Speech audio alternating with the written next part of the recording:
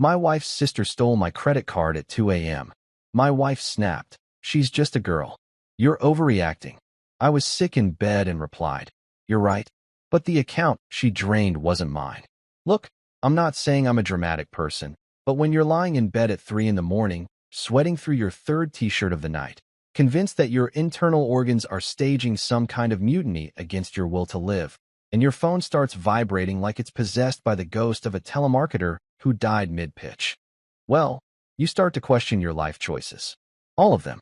Including that sketchy gas station sushi I definitely should not have eaten 2 weeks ago, which may or may not have been the patient zero of this particular biological disaster. So there I was, Eli Morrison, 32 years old, supposedly a functioning adult with a decent job in financial consulting, reduced to a whimpering pile of mucus and regret, when my phone decided that 3:47 a.m. was the perfect time to throw a notification party. Ding, ding, ding. Each alert felt like someone was personally drilling into my fevered skull with a tiny jackhammer made of pure auditory sadism. My first thought, in my delirium, was that maybe the CDC had finally noticed my suffering and was reaching out to offer me some kind of posthumous award for most pathetic flu victim of the year. I was ready to accept. I'd even prepared a speech in my fever dreams, though it mostly consisted of me thanking NyQuil and cursing everyone who ever said, it's just a cold, drink some water. But no, of course not. Because the universe has a twisted sense of humor and apparently thinks my suffering is more entertaining when it comes with a side of financial ruin. I squinted at my phone screen, which seemed approximately 7,000 times brighter than the actual sun, and watched as my banking app cheerfully informed me that my money had decided to go on vacation without me. Alert, $1,499 spent at Luxe Vibe Boutique. Okay, weird, but maybe I was hallucinating. The flu does that to you. Alert, $1,299 at Apple Store. Now hold on just a fever-induced minute here. Alert, $3,200 at Elite Travel Club. And there it was, the sound of my financial stability doing a swan dive off a cliff while flipping me the bird on the way down. I did the math, which was particularly challenging considering my brain felt like it had been replaced with lukewarm oatmeal. $9,000. Gone. Vanished. Yeeted into the retail void in less time than it takes to binge-watch a season of whatever show people are pretending to like this week. My account balance had dropped faster than my body temperature during the cold sweats, and that's saying something because I was pretty sure I'd lost about 15 pounds in water weight alone over the past 48 hours.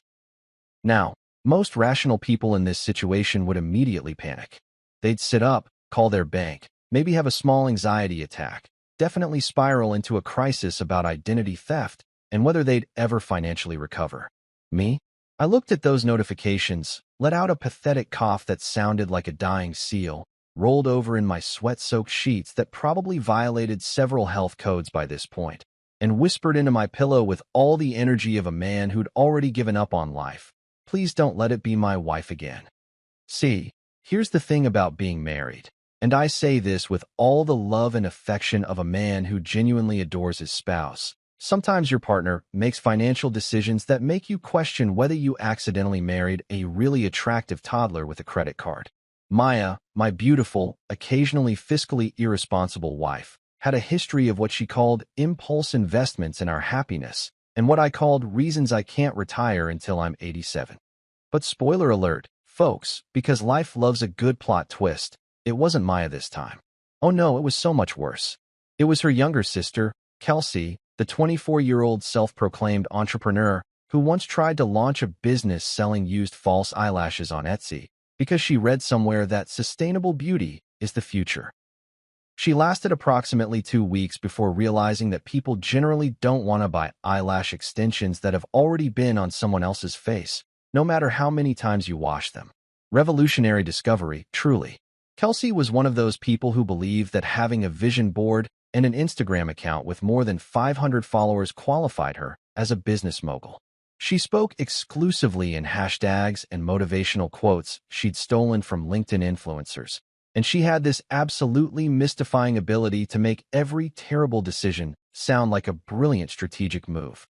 I'm not unemployed. I'm in my manifestation era. I'm not broke. I'm just pre-wealthy. I didn't crash your car. I just tested its structural integrity under non-ideal conditions. And apparently, at some point between my descent into flu-induced delirium and this moment of reckoning, Kelsey had gotten her hands on my credit card and decided to go on a shopping spree that would make a real housewife jealous.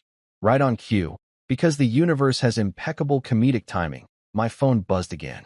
This time it wasn't the bank. It was Maya, texting me from literally the next room because apparently walking 10 feet was too much effort at this hour. Honey, don't freak out. Kelsey borrowed your card. She's just a girl. You're overreacting.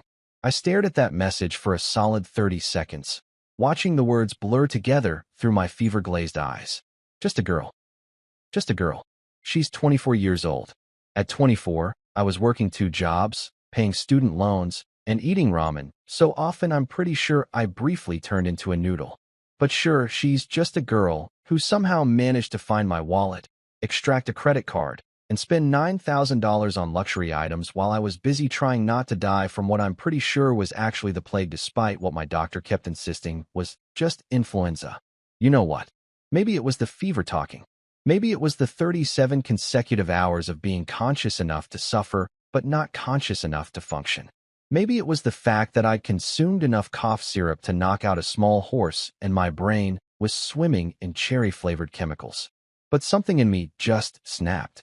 Not in an angry way. In a cold, calculated, I've had enough of this nonsense kind of way. I typed back, my fingers shaking slightly from either the fever or the rage. Honestly, at this point they were basically the same thing. You're right, babe. But that account she drained wasn't mine. I watched those 3 little dots appear as Maya started typing, then stop, then start again. I could practically hear her confusion through the phone. And that's when something beautiful happened. My fever broke. Not in the traditional sense where your body temperature returns to normal and you start feeling human again. No, I still felt like absolute garbage. But that mental fog, that cloudy delirium that had been hovering over my brain like a toxic smog, it lifted just enough for clarity to come rushing in like cold water. See, the thing that Kelsey didn't know, the thing that Maya apparently didn't remember even though I'd mentioned it approximately 47 times over the past year, was that the credit card Kelsey had used wasn't connected to my personal checking account.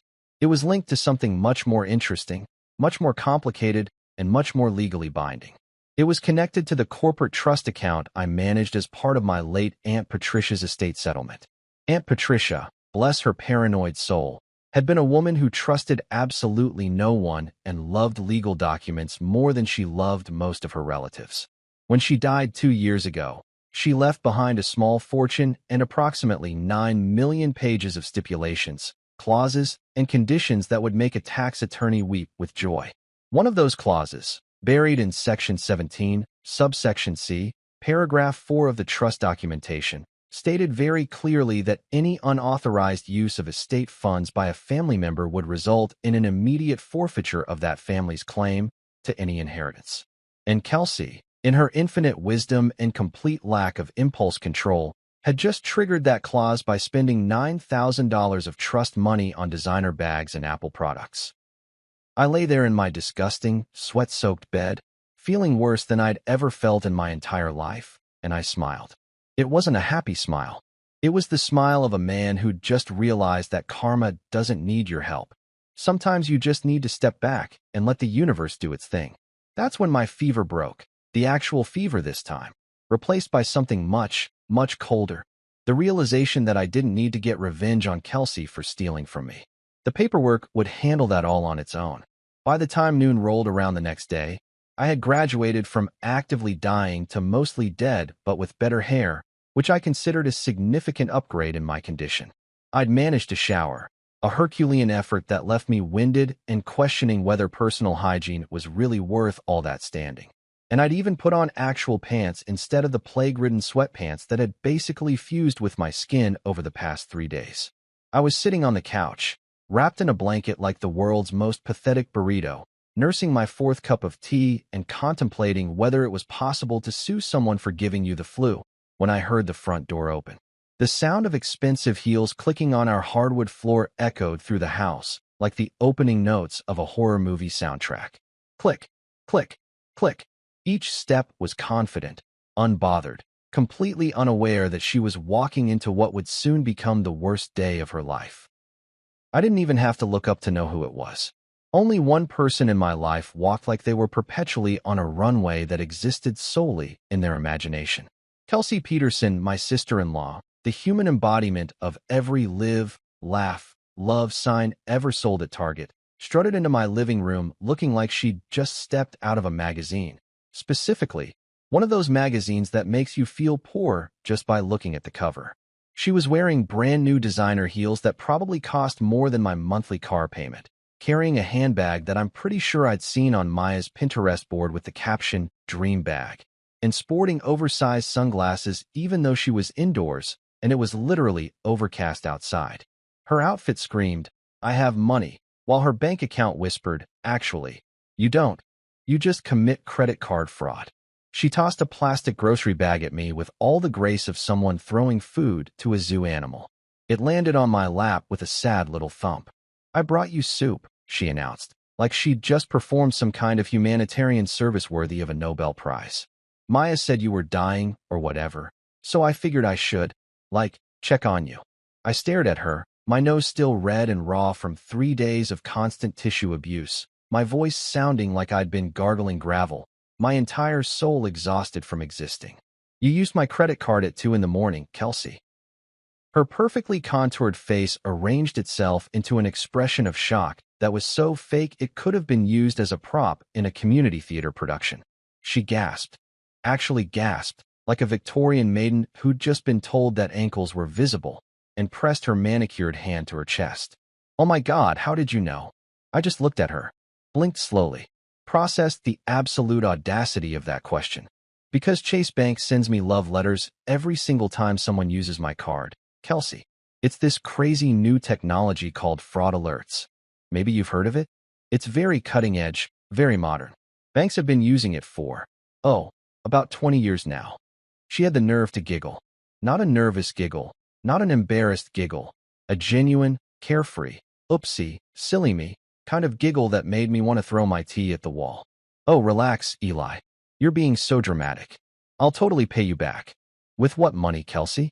Your good vibes? Your collection of inspirational Instagram posts? The revenue from your failed eyelash business?" I was too sick to maintain my usual level of polite tolerance for nonsense, and honestly, it felt liberating. Because unless manifesting abundance now comes with a direct deposit feature, I'm not seeing how this math works out. She rolled her eyes, actually rolled them, like I was the one being unreasonable here, and flipped her hair in that way that people do when they're used to getting away with things because they're pretty. "You're literally so negative. This is why you're sick, you know. Bad energy attracts bad health." I read about it on a wellness blog. Before I could explain to her that influenza is caused by a virus and not by my skepticism about her financial responsibility, Maya came storming into the room like a referee breaking up a fight at a kindergarten playground. She was already in full defense mode, arms waving around, face set in that expression that meant she'd already decided who was right before hearing any actual facts. "Enough. Both of you, just stop. I haven't even started," I croaked, taking a sip of my tea.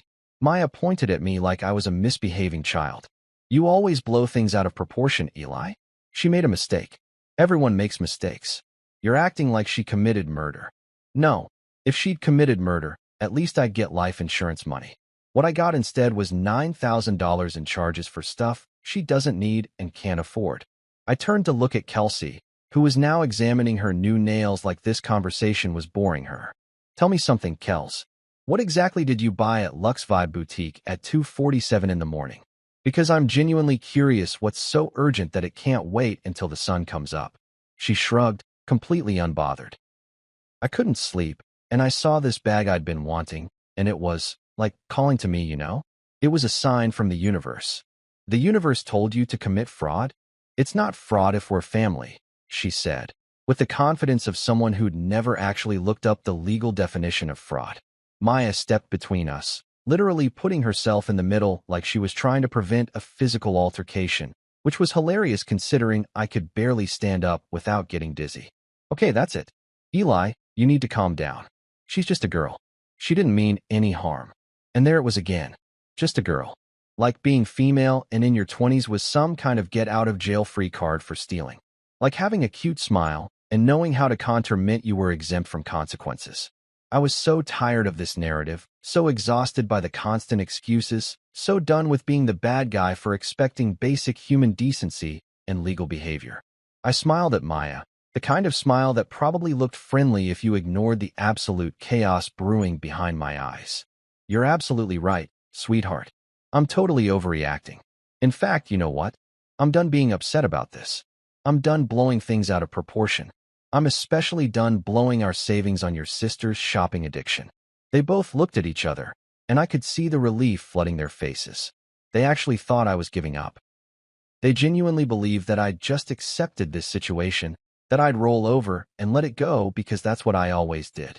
That's what I'd done for the past 3 years of marriage. Kept the peace, avoided conflict, let things slide because it was easier than fighting.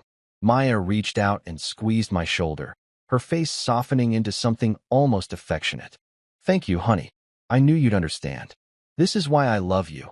You're so reasonable. Kelsey blew me a kiss, already heading toward the door in her stolen shoes. Thanks, Eli. You're literally the best brother-in-law ever. I'll Venmo you next week, I promise. I waved weakly from my blanket cocoon, watching them both leave the living room, chattering away about some brunch place they wanted to try this weekend. I heard the front door close, heard Kelsey's car start up and drive away, heard Maya humming to herself in the kitchen as she made herself a smoothie like everything was perfectly fine in our world. They thought it was over.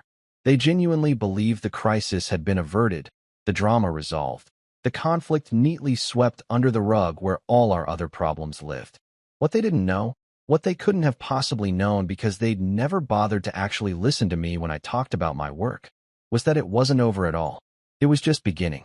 And unlike Kelsey's various business ventures, this one was actually going to succeed. The moment I heard Maya's car pull out of the driveway, she was taking Kelsey to get her nails redone because apparently the fresh set from last week wasn't vibing with her energy anymore.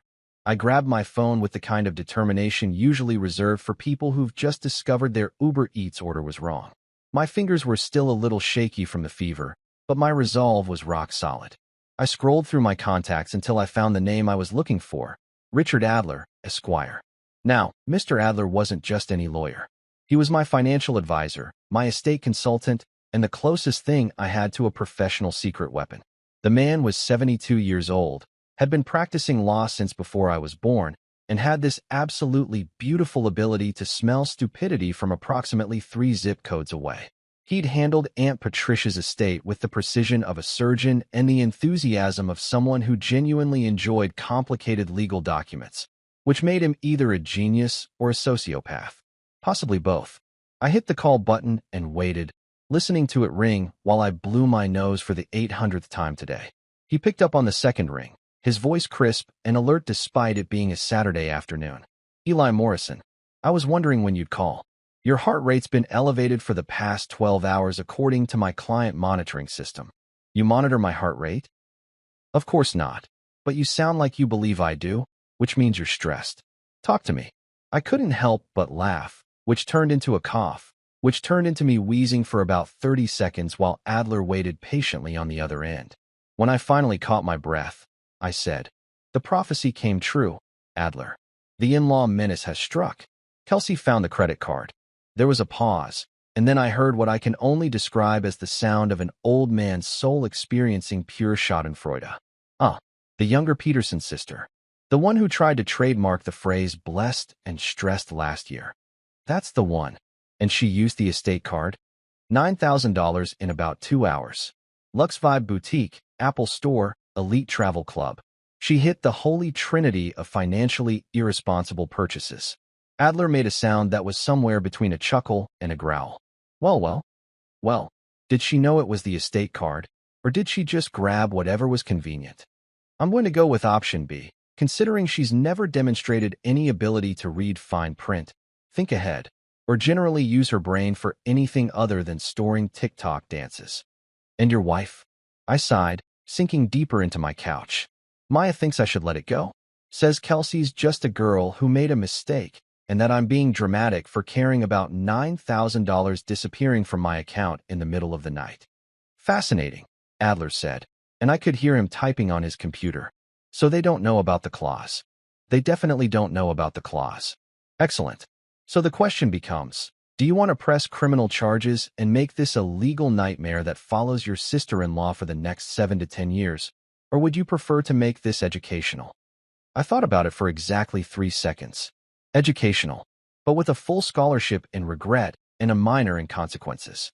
My favorite kind of lesson plan. Let me pull up the trust documents.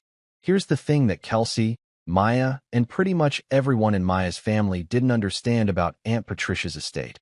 It wasn't just a pile of money sitting in an account waiting to be distributed.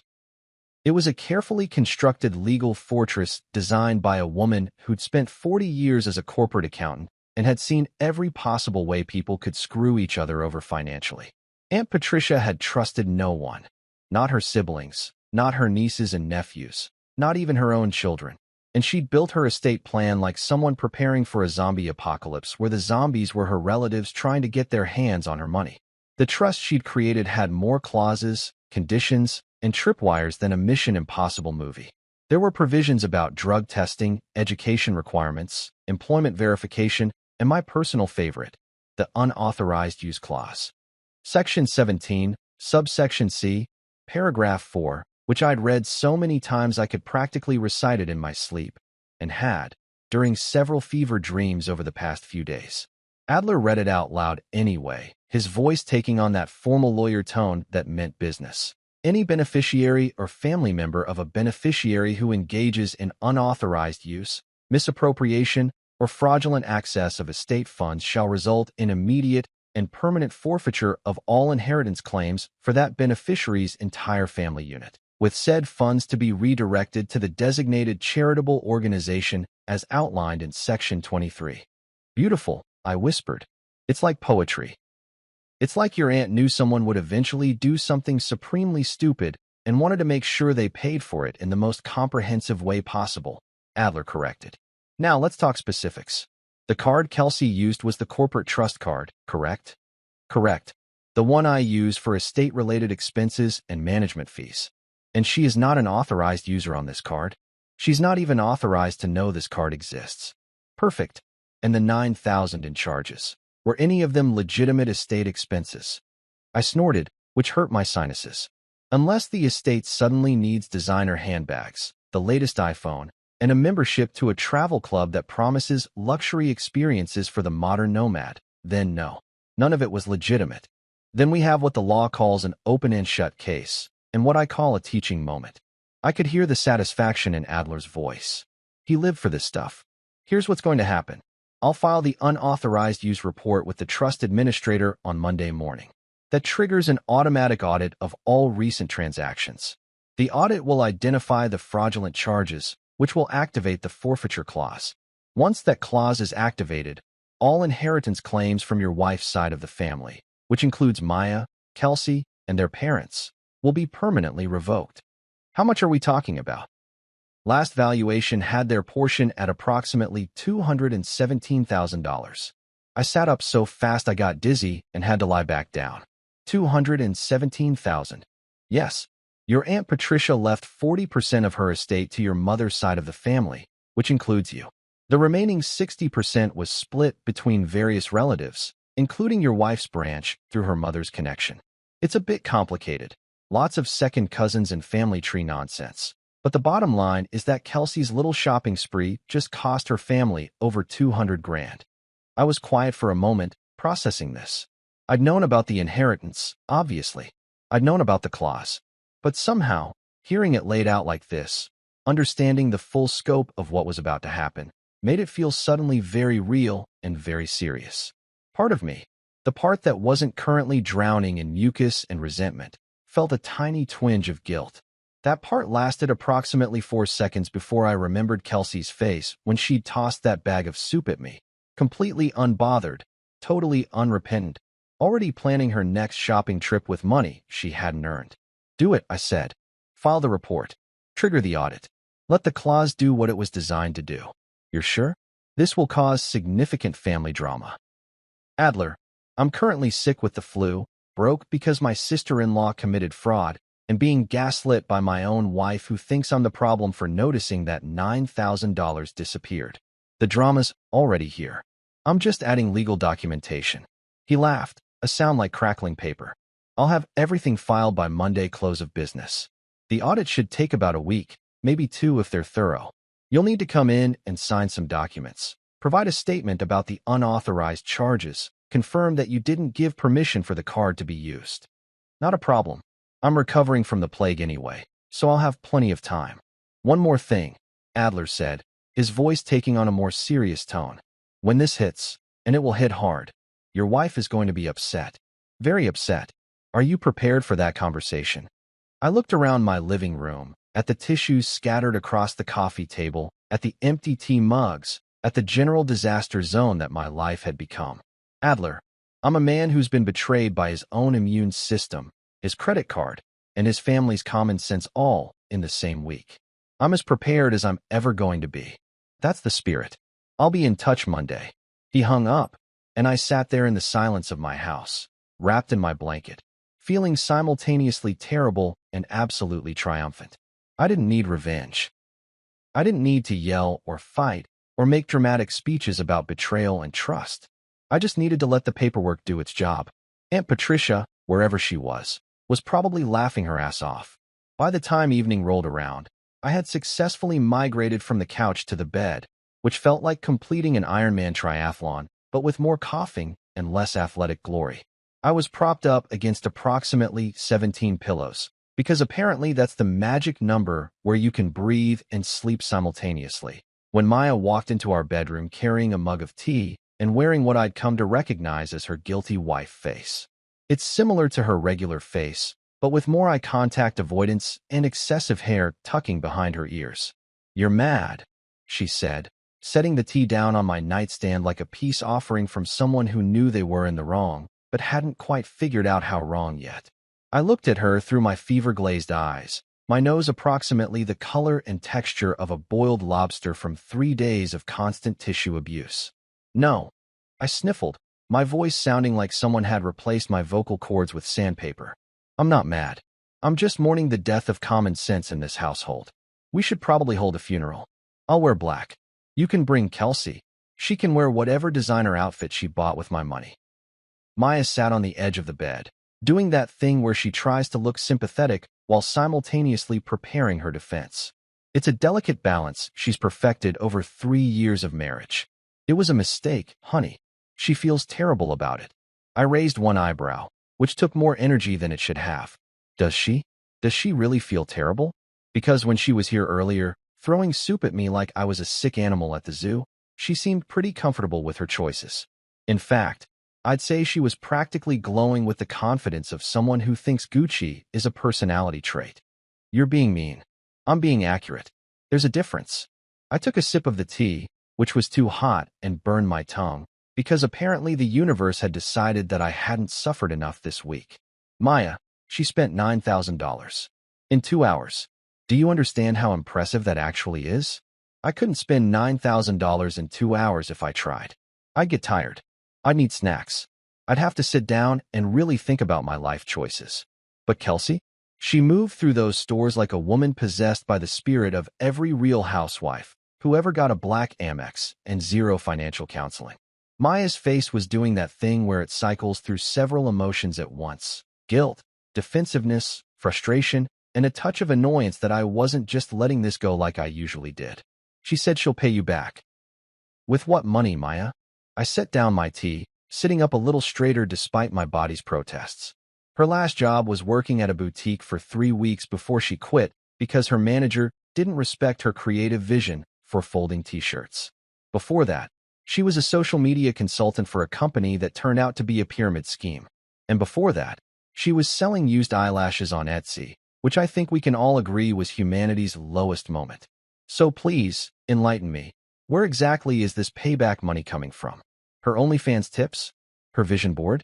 The cosmic energy she's always manifesting but never quite receiving. You're being cruel. I prefer the term realistic with sarcastic undertones. I grabbed another tissue and blew my nose, which at this point felt like it should just fall off my face and save us all the trouble. "Look, I get it. She's your sister. You love her. You want to protect her. But at some point, you have to recognize that protecting someone from consequences isn't love, it's enabling. And enabling is just a fancy word for helping someone destroy their life in slow motion while you cheer them on from the sidelines. Maya stood up, her arms crossed, her face settling into that stubborn expression that meant we were about to have a fight that neither of us would win. She's 24 years old, Eli. She's still figuring things out. I was paying rent and student loans at 24. I was working 2 jobs. I was eating ramen so often that I'm pretty sure my blood type temporarily changed to MSG. But sure, let's pretend that being 24 means you're exempt from basic concepts like don't steal and designer bags aren't necessities. Not everyone had your upbringing. My upbringing, Maya, we grew up in the same economic bracket. Your parents have money. Her college was paid for. She had every advantage I didn't, plus a safety net the size of a circus tent. The only difference is that I was raised by someone who believed in consequences, and she was raised by people who think participation trophies should extend into adulthood. Her eyes narrowed, and I could see I'd hit a nerve. Good. Maybe if I poked enough nerves, one of them would connect to the part of her brain that understood basic financial responsibility. You're saying my parents are bad parents? I'm saying your parents created a human being who thinks stealing $9,000 is a whoopsie that can be fixed with a promised Venmo payment and some cute puppy dog eyes. So you tell me what that says about their parenting strategy. The room went quiet except for the sound of my congested breathing, which honestly sounded like Darth Vader if he'd decided to take up smoking. Maya just stared at me, and I could see her cycling through her options. Continue the fight, storm out dramatically, try to guilt me into backing down, or maybe, just maybe, actually think about what I was saying. She chose option 4, which surprised me. She sat back down on the bed, her shoulders sagging slightly. What do you want me to do, Eli? She's my sister. I can't just abandon her. I'm not asking you to abandon her. I'm asking you to stop defending her when she does indefensible things. I'm asking you to recognize that there's a difference between support and enabling. I'm asking you to consider that maybe, just maybe, letting her face the consequences of her actions would actually be the most loving thing you could do. She was quiet for a long moment, picking at a thread on our comforter. You're not going to let this go, are you? And that's when something shifted in me. That's when I realized that this conversation, this moment, was probably going to be the last time I'd have to explain this situation, because by Monday afternoon, the entire dynamic would change. The paperwork would be filed. The audit would begin. The clause would activate. And suddenly, I wouldn't need Maya to understand or agree or see my point of view, because the legal system would do all the explaining for me. I smiled, which probably looked creepy given my current state of illness and general dishevelment. Actually, sweetheart, I already let it go. She looked confused, tilted her head like a puppy trying to understand quantum physics. You did? Yep. Completely released it. Forgave and forgot. Water under the bridge. Ancient history. I'm basically the Buddha of credit card fraud victims. Just sitting here, accepting the universe's will, vibing with the energy of financial ruin. She studied my face, trying to figure out if I was being serious or sarcastic, which was fair because even I wasn't entirely sure anymore. The fever had reached that stage where everything felt slightly surreal, like I was watching my own life through a TV screen with slightly off-color settings. Really? She asked, hope creeping into her voice. Really? I lied, which technically wasn't a lie because I genuinely had let go of the anger. I'd let go of the need for revenge. I'd let go of the desire to make them understand through argument and logic. I'd let go of everything except the quiet satisfaction of knowing that Aunt Patricia's lawyer was about to do something beautiful on Monday morning. Maya actually hugged me, despite the fact that I was essentially a biohazard wrapped in a blanket. Thank you, she whispered. This is why I love you. You're so understanding. I patted her back weakly, fighting the urge to laugh, which would have turned into coughing and ruined the moment. That's me. Understanding. Forgiving. Totally not planning anything. Just a sick guy accepting his fate. She pulled back, smiling now, the tension completely gone from her face. I'm going to call Kelsey and tell her you're not mad anymore. She's been stressed about it. Oh, absolutely. Tell her I said no hard feelings. Tell her we're family, and family forgives each other. Tell her I hope she enjoys her new purchases. Maya kissed my forehead, which was still slightly feverish and probably tasted like sweat and medicine, but she didn't seem to care. She left the room practically bouncing, already pulling out her phone to deliver the good news to her delinquent sister. I lay back against my mountain of pillows, closed my eyes, and smiled at the ceiling. The truth was, I wasn't angry anymore. I wasn't upset. I wasn't even particularly stressed about the $9,000, because in about 72 hours, that would be the least of anyone's concerns.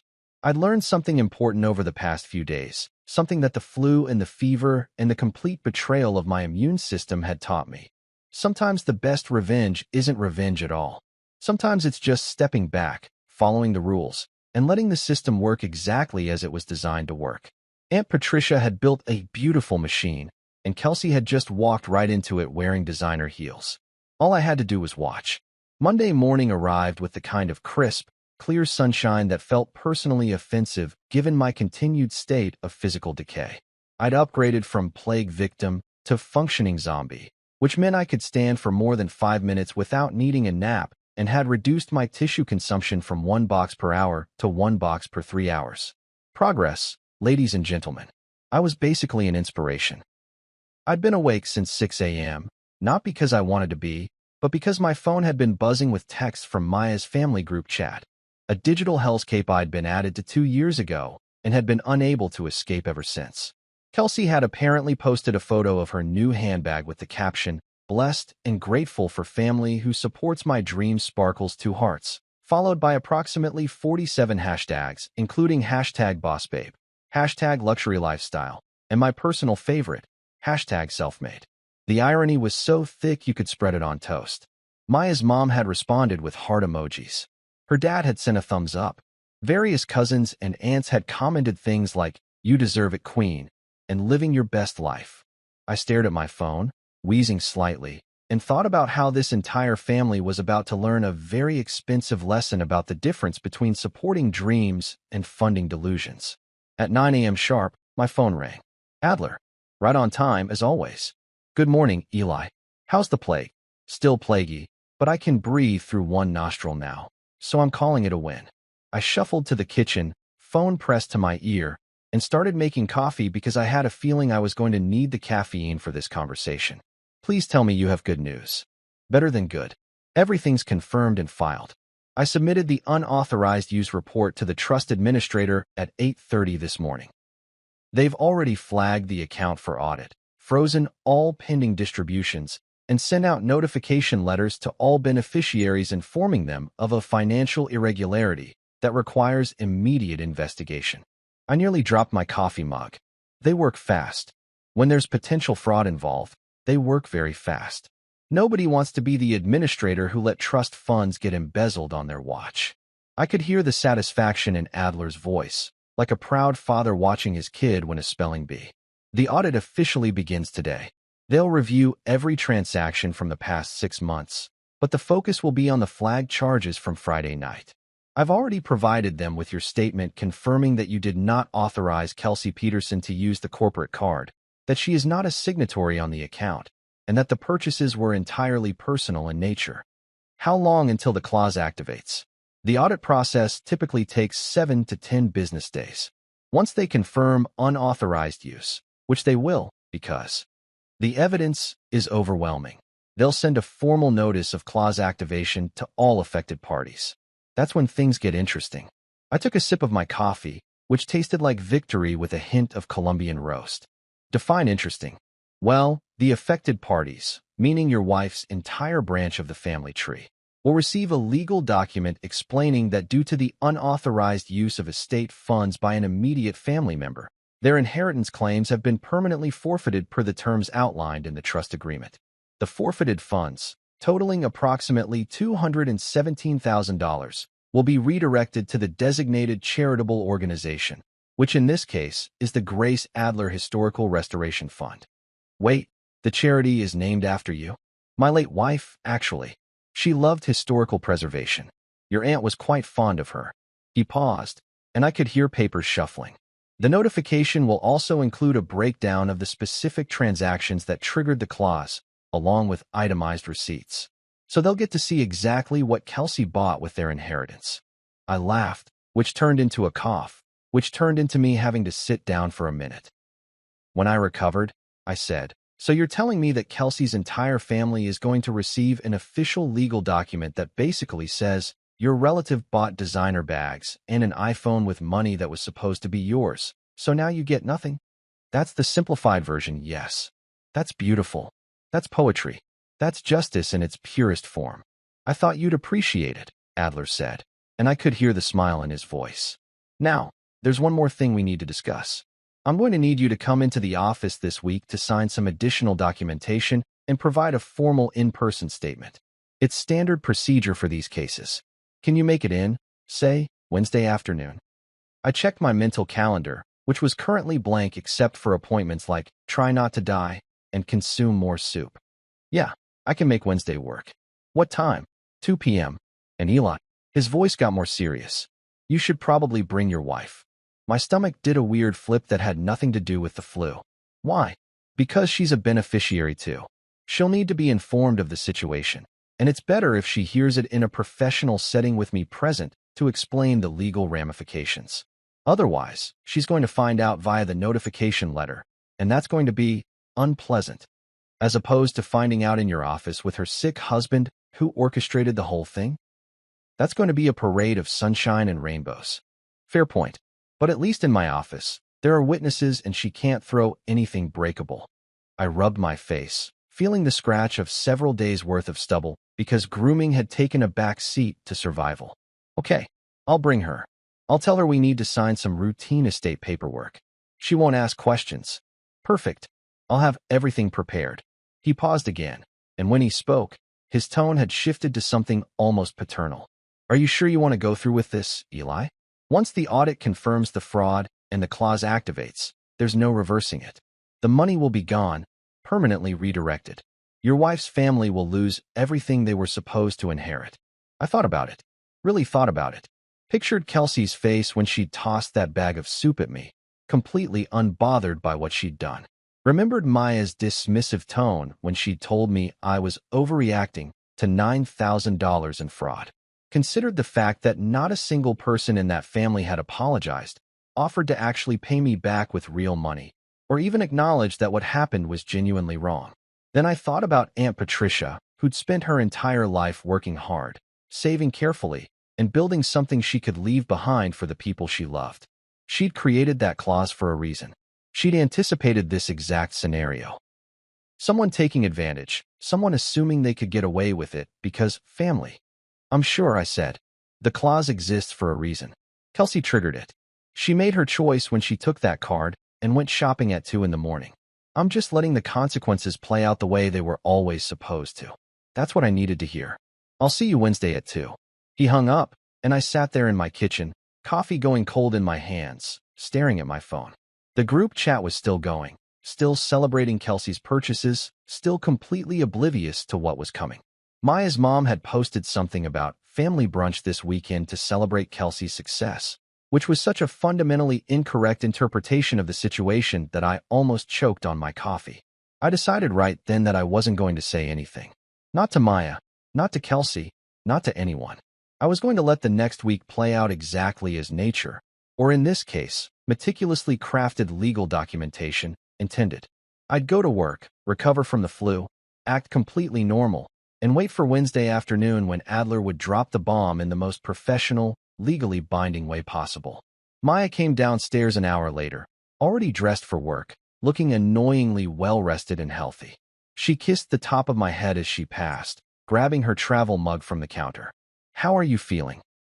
Like I got hit by a truck full of mucus, but better than yesterday. Good. Kelsey wants to have dinner this weekend to celebrate.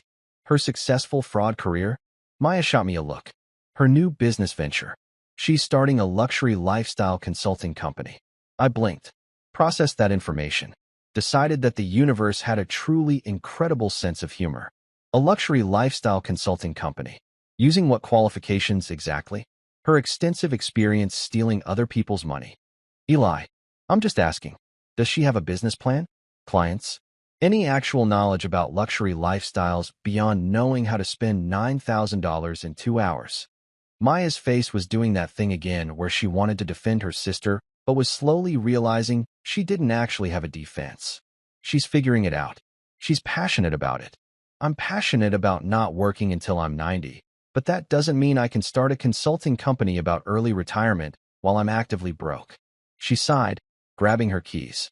Can you just try to be supportive? For me, I smiled, the kind of smile that probably looked genuine if you didn't know me very well. Absolutely. In fact, I think we should definitely celebrate this weekend. Let's do it up big. Invite the whole family. Make it a real event. She looked surprised, pleased even. Really? You do that? Sure. Why not? It's not like anything major is happening this week that might change the family dynamic forever or anything. She hugged me, completely missing the sarcasm dripping from every word.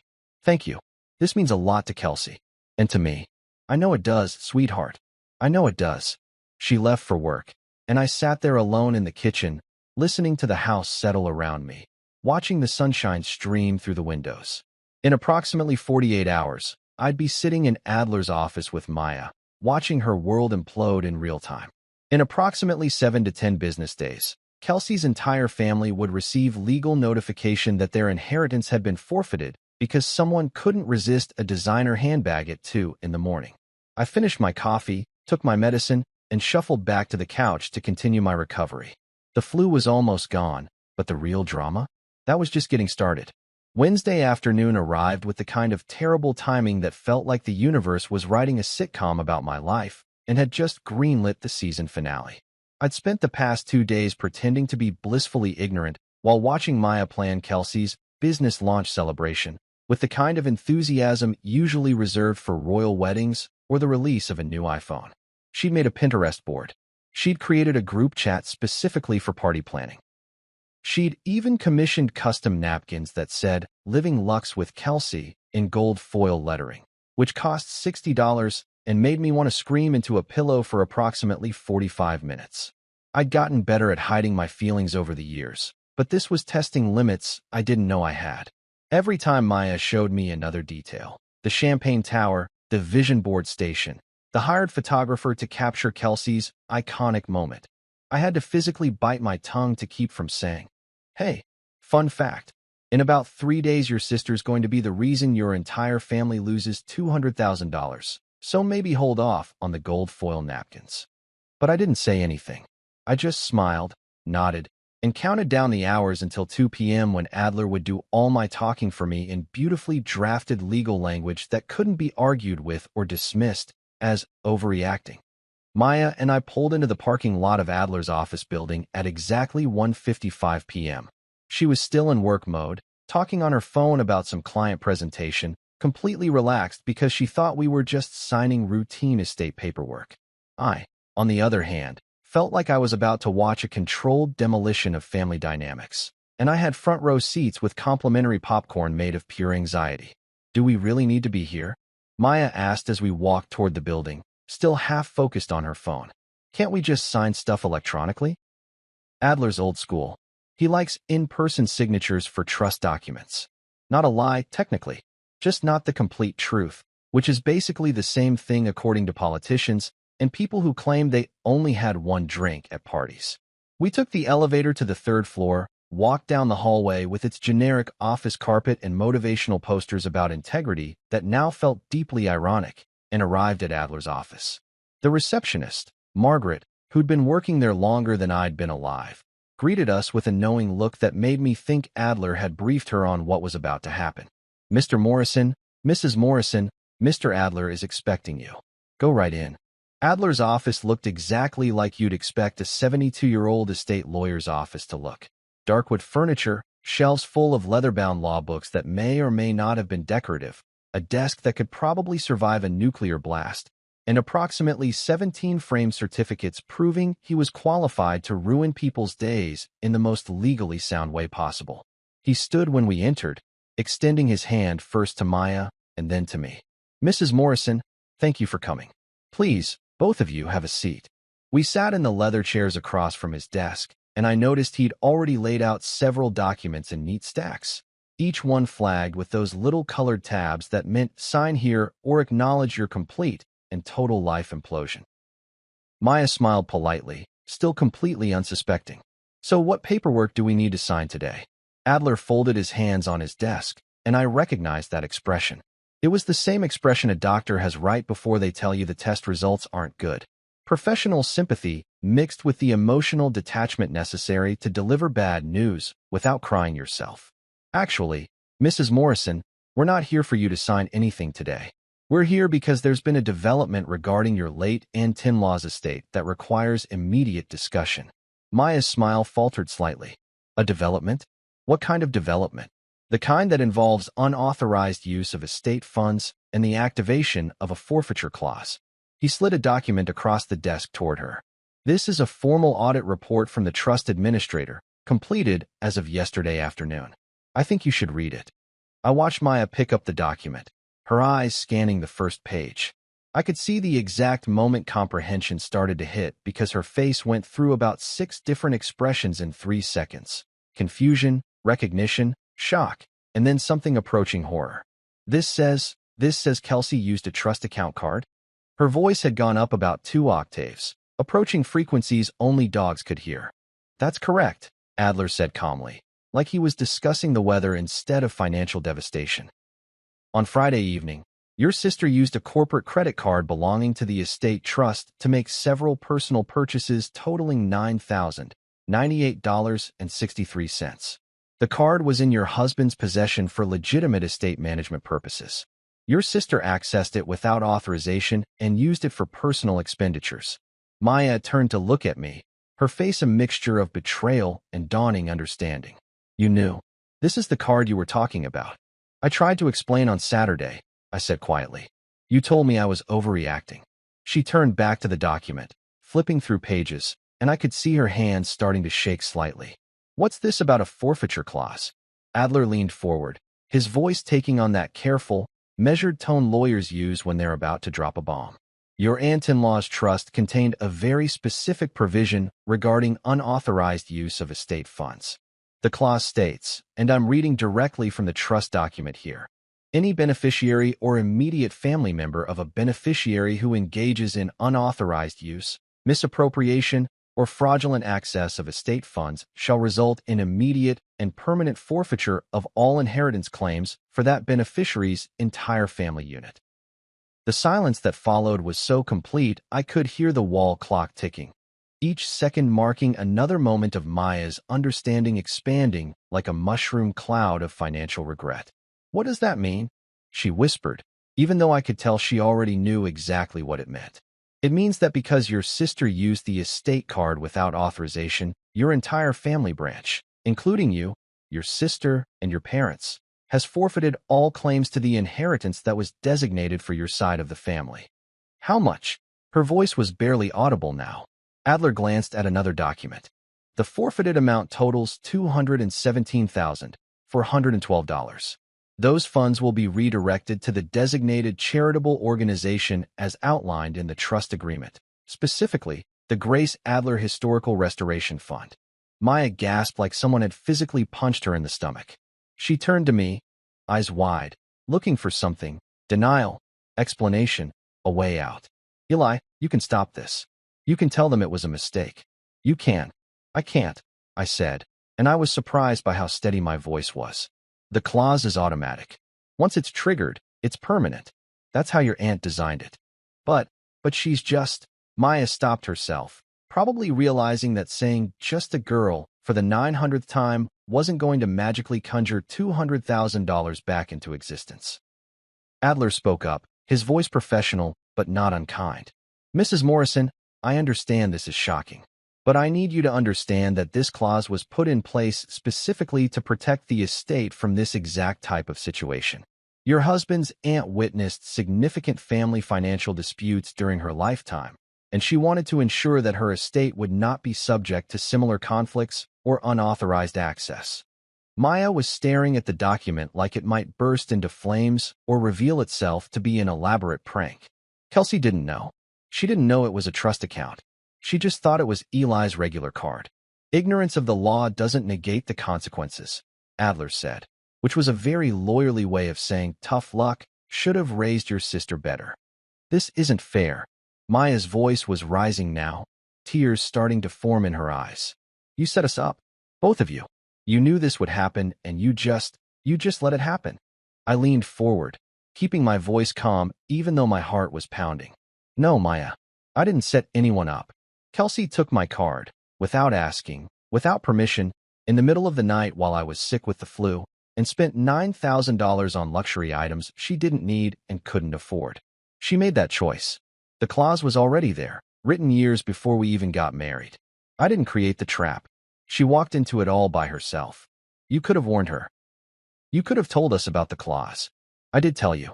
Multiple times. I told you about the trust. I told you about the stipulations. I told you that Aunt Patricia's estate had serious legal protections. You told me I was being boring and that we could talk about it later. Well, it's later now. Adler cleared his throat. Mrs. Morrison, I have to inform you that the forfeiture is final and irrevocable. The audit has been completed, the unauthorized charge is confirmed, and the clause has been legally activated. There is no appeals process, no reversal mechanism, and no legal remedy available. Maya buried her face in her hands, and I could see her shoulders shaking. Part of me, the part that still loved her despite everything, wanted to comfort her, to tell her it would be okay. But the larger part of me, the part that had been dismissed and minimized and told I was overreacting for caring about basic financial responsibility, stayed quiet and let the moment sink in. After a long silence, Maya looked up, mascara starting to run, her voice thick with tears and something that might have been rage. How am I supposed to tell my family? How am I supposed to explain this to my parents? To Kelsey? With honesty, I said simply. You tell them that Kelsey committed fraud, triggered a legal clause, and cost the family $200,000. You tell them that actions have consequences. You tell them that gold foil napkins and vision board stations aren't going to fix the fact that someone in this family thought stealing was acceptable as long as you called it a mistake. She stared at me like she'd never seen me before, like I'd suddenly transformed into a stranger. You really did this. You actually let this happen. No, I corrected her. Kelsey did this. I just decided to stop protecting people from their own choices. The car ride home was the kind of silent that makes you understand why people in movies sometimes just drive off cliffs to escape uncomfortable situations. Maya sat in the passenger seat staring out the window like she was watching her entire life flash before her eyes in reverse. Except instead of heartwarming memories, it was just a montage of designer handbags and missed warning signs. I kept my eyes on the road, hands at 10 and 2, driving with the careful precision of someone who knew that any sudden movements might cause an emotional detonation that would take out everything within a 3-block radius. We pulled into our driveway, and before I'd even turned off the engine, Maya was out of the car and storming toward the house with the kind of purposeful rage that usually precedes someone putting all your belongings on the lawn or changing the locks. I followed at a safe distance, mentally preparing myself for whatever was about to happen. I'd been through wars. Well, not actual wars, but I'd survived Black Friday at Best Buy once, which felt spiritually similar. The front door slammed open so hard I was worried it might actually fall off the hinges, which would be fitting because everything else in our life was currently falling apart. So why not add home repairs to the list? Maya dropped her purse on the floor, kicked off her heels with enough force to leave dents in the wall, and whirled around to face me with the fury of someone who'd just realized they'd been playing checkers while everyone else was playing chess. You humiliated my sister, she yelled, and I noticed the neighbor's curtains twitch across the street because apparently Mrs. Henderson had impeccable timing when it came to free entertainment. I closed the door calmly, locked it, and walked to the kitchen to pour myself a glass of orange juice because if I was going to have this fight, I at least wanted to stay hydrated. Correction, I educated your sister. The tuition was $9,000, which is actually pretty reasonable considering most private universities charge about 60 grand a year. This isn't funny. You're right, it's not funny. It's hilarious. There's a difference. I took a sip of my juice, leaning against the counter like we were having a casual conversation about weekend plans instead of the complete implosion of her family's financial future. Your sister stole from me, Maya. She committed fraud. And instead of apologizing, accepting responsibility, or showing even a microscopic amount of remorse, she showed up at our house in brand new designer heels acting like she'd done me a favor by bringing soup from the grocery store. Maya started pacing, which is what she did when she was trying to organize her thoughts, but her thoughts were currently scattered across the floor like marbles rolling in every direction. You could have stopped this. You could have told Adler to hold off on the audit. You could have given her a chance to pay you back. With what money, Maya? Her trust fund? Oh wait, she doesn't have one. Her successful business? Oh wait, that doesn't exist. Her steady income? Oh wait, she quit her last job because someone asked her to show up on time. I set down my glass, folding my arms. Let me ask you something. When exactly was this magical payback supposed to happen? Next week? Next month? Next year? When she finally sells enough luxury lifestyle consultations to people who probably have more financial sense than to hire someone whose primary qualification is knowing how to max out credit cards. She stopped pacing and glared at me with enough intensity to melt steel. You enjoy this, don't you? You love watching my family suffer. No, Maya, I don't enjoy this. You know what I would have enjoyed? Not getting the flu. Not waking up at 3 in the morning to fraud alerts. Not spending the past 5 days being told I'm dramatic and cruel for having the audacity to care about $9,000 disappearing from my account. Not being gaslit by my own wife who apparently thinks family means consequence-free zone where theft is totally cool as long as you smile while doing it.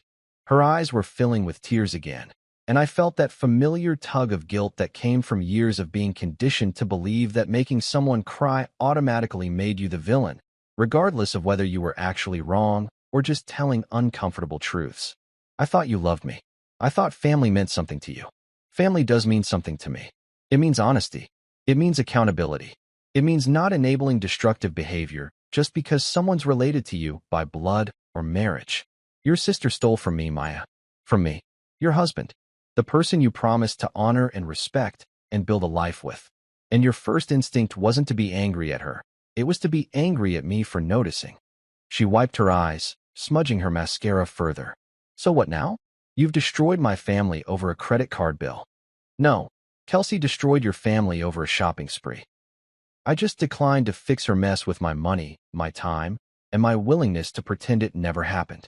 The tears were flowing freely now, and she was doing that hiccuping sob thing that would normally make me want to comfort her, but I stayed where I was, maintaining my position against the counter like it was a defensive fortification. My parents are going to hate you. Kelsey's going to hate you. Everyone's going to hate you. They can get in line behind my immune system and Chase Bank's fraud department, I said. Look, I get it. This sucks. I'm not happy about it either. But here's the thing. I didn't write that clause. Your aunt did. I didn't trigger it. Kelsey did. I didn't hide the consequences. I told you repeatedly that there were serious legal protections on that estate.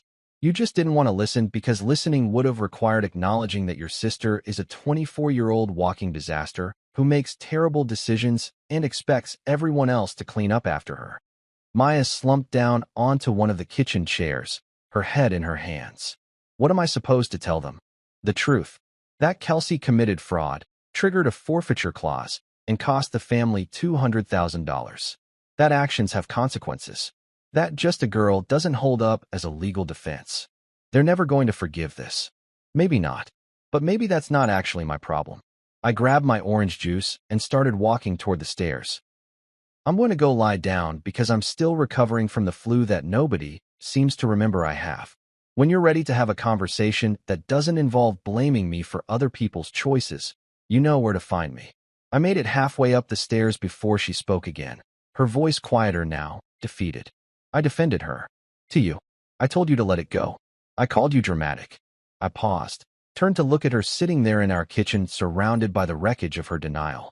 Yeah, you did. I should have listened to you. Yeah, you should have. Are we going to be okay? That was the question, wasn't it? The big one. The one that actually mattered underneath all the drama and the money and the family chaos.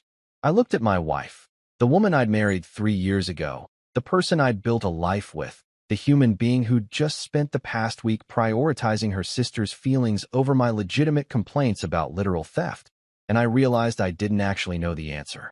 I don't know, Maya. Are we? She didn't answer, and I didn't wait for one. I went upstairs, closed the bedroom door, and collapsed onto the bed that still smelled faintly of the flu-induced sweat fest from earlier in the week. My phone immediately started buzzing with notifications, and I made the mistake of checking it. The family group chat had exploded. Apparently Maya had sent a message probably through tears and rage, explaining what had happened. The responses were exactly what you'd expect from a family that had just learned their golden child had cost them a six-figure inheritance. Maya's mom, this can't be real. There has to be something we can do. Maya's dad, I'm calling our lawyer. This is ridiculous. Kelsey, OMG, I didn't know. How was I supposed to know? This is so unfair. Random cousin Jennifer, wait, what happened? Kelsey, Eli ruined everything because I'm successful and he's jealous. I stared at that last message, watching the dots appear and disappear as more people typed, and I felt something crack inside me that wasn't quite laughter and wasn't quite despair. I was jealous. Of course. I was jealous of her ability to commit fraud and still somehow make herself the victim. I was jealous of her talent for destroying things and walking away without a scratch. I was jealous of her complete and total lack of self-awareness that allowed her to sleep soundly at night while everyone else dealt with the consequences of her choices. More messages flooded in. Maya's mom, Eli, you need to fix this. Family is more important than money. Aunt Carol, I always knew he was cold. Maya deserves better. Kelsey, literally crying RN. I was just trying to invest in my business and now everyone's mad at me. I turned off my phone and threw it across the room, where it landed on a pile of dirty laundry I'd been meaning to deal with for 3 days. The house was quiet except for the sound of Maya crying downstairs and the distant hum of the refrigerator doing its job despite the emotional apocalypse happening around it. That night, she didn't come to bed. I heard her moving around downstairs, heard the TV turn on and off, heard her talking on the phone in hushed, angry whispers that occasionally rose to normal volume when she forgot she was trying to be quiet. I caught fragments. He planned this. So cold. I don't know if I can forgive this. What am I supposed to do? Around 2 a.m., my phone, retrieved from the laundry pile during a bathroom break, lit up with a text from Maya, "You ruined us." Then another, "You're heartless." Then, 5 minutes later, "Also, can you pick up oat milk? We're out."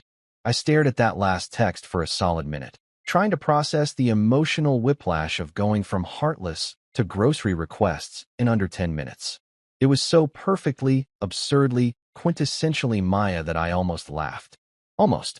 Instead, I typed back, "Sure. Anything else you need from the store? Perhaps some accountability? They usually keep it next to the common sense, but it's been out of stock lately." She didn't respond, which was probably for the best, because I was running out of sarcastic grocery store metaphors and my brain was too tired to come up with new ones. I lay there in the dark, listening to the house settle, thinking about how we'd gotten here. 3 years ago, we'd been happy. Or at least I thought we'd been happy. Maybe I'd been wrong. Maybe I'd been ignoring warning signs the same way Maya had been ignoring Kelsey's red flags. Maybe this whole disaster wasn't just about a credit card and a trust fund. Maybe it was about patterns we'd both been too comfortable to address until they'd exploded in our faces like a financial pipe bomb wrapped in designer packaging. Or maybe I was overthinking it because it was 2 in the morning and I was still recovering from the flu and my brain felt like lukewarm pudding. Either way, tomorrow was going to be interesting. Thursday morning arrived with all the enthusiasm of a dental appointment, and I woke up to 17 missed calls, 43 text messages, and the kind of tension headache that felt like my brain was trying to escape through my eye sockets. Maya had apparently slept on the couch, or more accurately, hadn't slept at all based on the dark circles under her eyes when I saw her in the kitchen, clutching a coffee mug like it was the only thing tethering her to sanity. We didn't speak. She left for work without saying goodbye, which was fine because I wasn't sure what there was to say at this point that hadn't already been said, screamed, or passive-aggressively texted at 2 in the morning. I got ready for work in silence, picked out a tie that said, "I'm a functioning adult who definitely didn't just nuke his marriage over estate law," and headed to the office with the grim determination of someone walking toward their own execution, but with better parking. I made it to about 10:30 before my desk phone rang. Internal extension. From HR. Eli Morrison speaking. "Hi, Eli, it's Sandra from HR." Her voice had that careful, overly cheerful quality that people use when they're about to deliver news that's going to make your day significantly worse. "I just wanted to give you a heads up that your wife is here in the lobby. She seems emotional. She's asking to see you." My stomach dropped into my shoes and possibly through the floor into the basement level. Define emotional. "She's crying." and she's holding a balloon. A very large balloon that says sorry in glitter letters. It's causing a bit of a scene.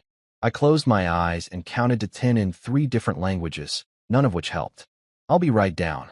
The walk from my third-floor office to the lobby felt like the Green Mile. Except instead of walking toward execution, I was walking toward whatever fresh hell had manifested in the form of my wife having an emotional breakdown in my place of employment. I could hear her before I saw her.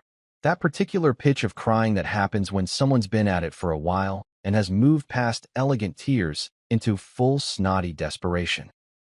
The lobby of our building was one of those modern corporate spaces with too much glass, uncomfortable minimalist furniture, and a giant company logo that was supposed to inspire confidence in our clients, but mostly just made everyone feel like they were living in a dystopian tech startup. And there, right in front of said logo, was Maya. She looked like she'd gotten dressed in the dark after a 3-day bender. Her hair was in a messy ponytail, her makeup was smudged and running, and she was wearing what appeared to be yoga pants and one of my old college sweatshirts, which I'm pretty sure violated at least 3 workplace dress codes despite the fact that she didn't actually work here. In her hands was indeed a giant balloon. One of those massive foil monstrosities that usually gets released at gender reveal parties or sad corporate celebrations. Emblazoned with the word sorry in sparkly letters that caught the fluorescent lighting and threw little rainbows across the marble floor. She saw me emerge from the elevator and immediately launched into what I can only describe as a performance piece titled, "Please Don't Leave Me," a tragedy in one act. "Eli," she cried, loud enough that every single person in the lobby, and there were approximately 30 people including clients, colleagues, the security guard, and a very confused delivery person, stopped what they were doing to watch. "You can't destroy my sister over a mistake. You just can't." I felt my face go through several temperature changes, finally settling on approximately the surface of the sun. Around me, I could see co-workers peeking out from offices, hear the whispers starting, notice my boss, my actual boss, Gerald, who controlled my promotions and annual reviews, poke his head around the corner from the conference room with an expression of pure fascination. "Maya," I said quietly, walking toward her with the careful approach of someone trying to coax a wild animal away from a highway. "This isn't the place for this conversation." "When is the place, Eli? You won't talk to me at home. You're ignoring my texts. You're just letting this happen like it doesn't matter." She was full-on sobbing now, the balloon bobbing above her head like some kind of demented apologetic halo. "She's just young. She made a mistake. She didn't mean to ruin everything." People were definitely staring now. I could see phones coming out, which meant this was absolutely going to end up on someone's social media with a caption like "corporate drama alert" or "when your personal life crashes your professional life." Fantastic. I'd always wanted to go viral, preferably for something that didn't involve my wife's family's fraud charges. "Maya," I tried again, my voice still low but firm. "Stealing isn't a mistake. It's a crime. A crime that comes with receipts, bank statements, and legal consequences that I explained to you multiple times before any of this happened." "But she's family," Maya wailed, and I swear I saw 3 people in the lobby simultaneously wince at the pitch she'd reached. Family is supposed to forgive. Family is supposed to help each other. Family doesn't destroy each other over money.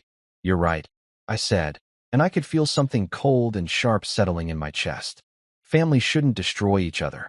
Which is why it's so interesting that your sister destroyed your family's inheritance by stealing from me. And somehow I'm the villain in this story. The lobby had gone completely silent. Even the elevator had stopped dinging.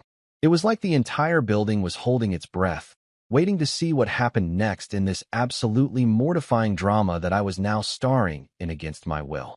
Gerald had fully emerged from the conference room now, arms crossed, watching with the intense interest of someone who'd just stumbled upon the most entertaining thing that had happened at work in months.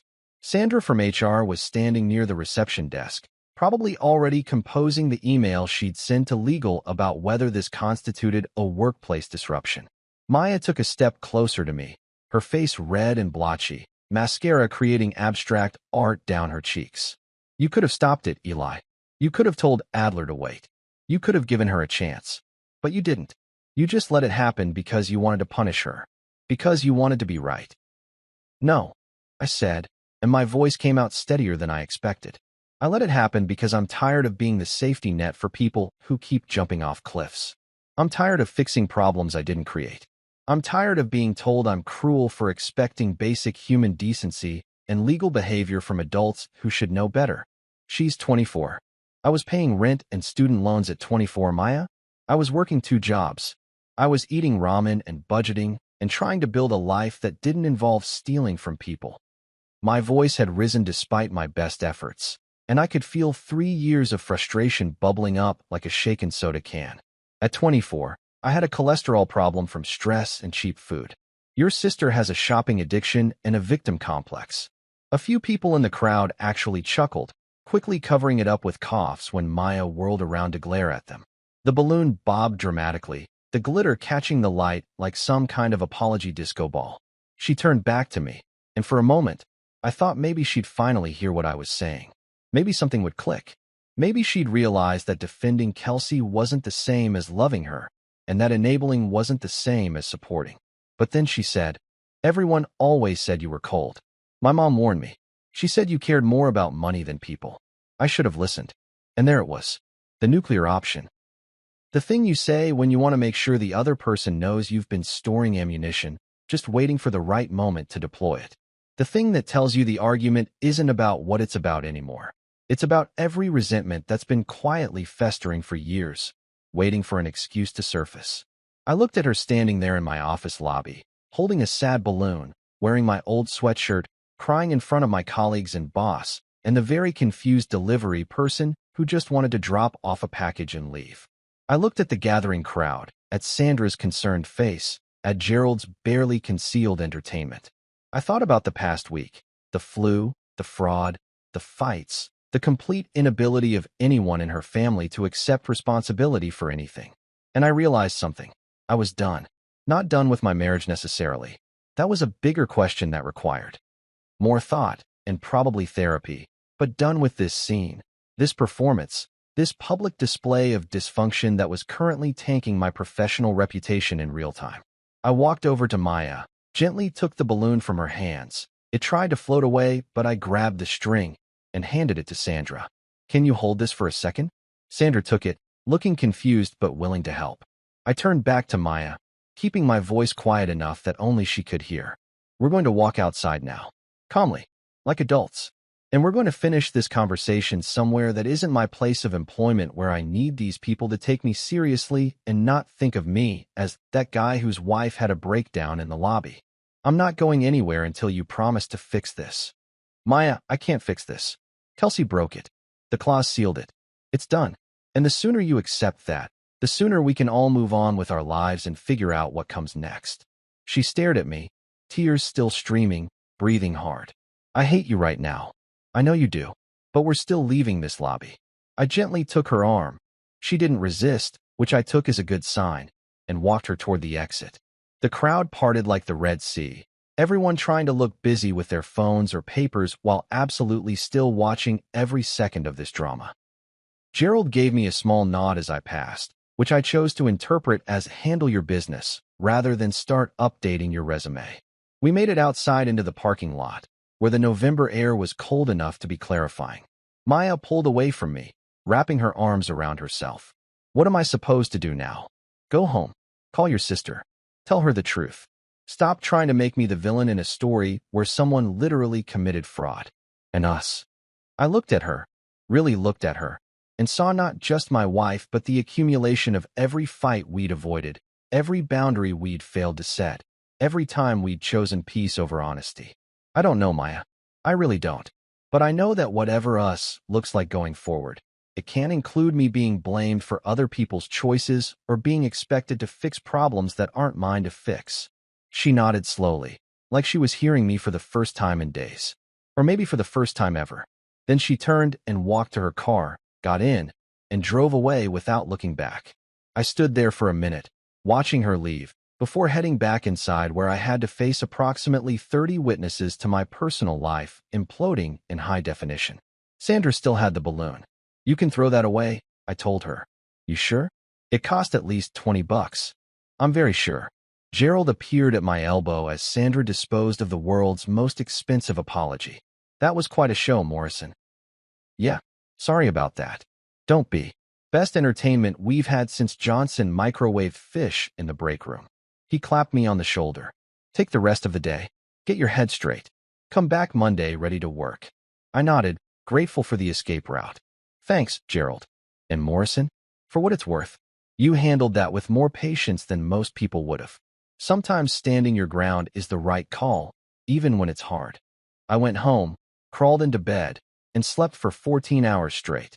A week later, 7 days of blessed silence, separate bedrooms, and the kind of tension that makes you understand why some people just fake their own deaths and move to Costa Rica. They both showed up at our door looking like they'd been through a war. Kelsey's designer confidence had evaporated, replaced with red-rimmed eyes and yesterday's makeup. Maya looked worse, like she'd been surviving on coffee and existential dread. Maya started before they even fully entered the living room. We got the notice from the court. The official one. It's real. I nodded from my position on the couch, where I'd been living my best hermit life. It's been real since the minute she swiped my card at 2 a.m. to buy a handbag that cost more than most people's rent. Kelsey's face crumpled like a paper bag. You could have stopped it. You could have called the bank. You could have done something. I could have stopped it the same way I could have stopped your spending. By confiscating your phone, implementing parental controls, and treating you like the irresponsible child you apparently still are despite being old enough to rent a car and vote. This is all your fault. No, Kelsey. This is what happens when you commit fraud and trigger a legal clause that was specifically designed to catch people like you. And then she said the thing that changed everything. Maya told me it'd be fine. She said you'd never find out. She said. The room went silent. Maya's face drained of color. I turned to look at my wife very slowly. You what? 2 months later, the dust had settled in the most anticlimactic way possible. The estate finalized everything. $217,000 redirected to the Grace Adler Historical Restoration Fund, which sent me a thank you letter with a photo of a restored Victorian mansion. I hung it on the fridge next to Maya's handwritten apology note, because I'm petty and also because it was genuinely funny. Maya stayed, not out of love initially, but out of sheer embarrassment and the fact that explaining this disaster to her next boyfriend seemed worse than just working through it. Also, I'm the only one who knows the Wi-Fi password and how to fix the garbage disposal, which apparently counts for something in modern marriage. Kelsey moved to Portland or Austin or some other city where failed influencers go to start fresh. Last I heard, she's working at a shoe store, which feels like cosmic justice considering she once spent $3,000 on designer heels in a single transaction. The family stopped talking to me, which honestly improved my mental health significantly. Thanksgiving got a lot quieter. Christmas cards got a lot cheaper. One night, about 8 weeks after everything imploded, Maya and I were eating takeout when she sighed. I still can't believe you trapped us like that. I smiled, twirling lo mein on my fork. You call it a trap. I call it a legally binding reminder not to mess with a man on flu medication who actually reads the fine print. She laughed, actually laughed, for the first time in months. What did you learn from all this? Easy. Next time I get the flu, I'm hiding my wallet, changing all my passwords, and installing a safe that requires both a fingerprint and a blood sample to open. And what about us? I looked at her. We're still figuring that out. But at least now we're doing it honestly. She nodded. That was enough. For now.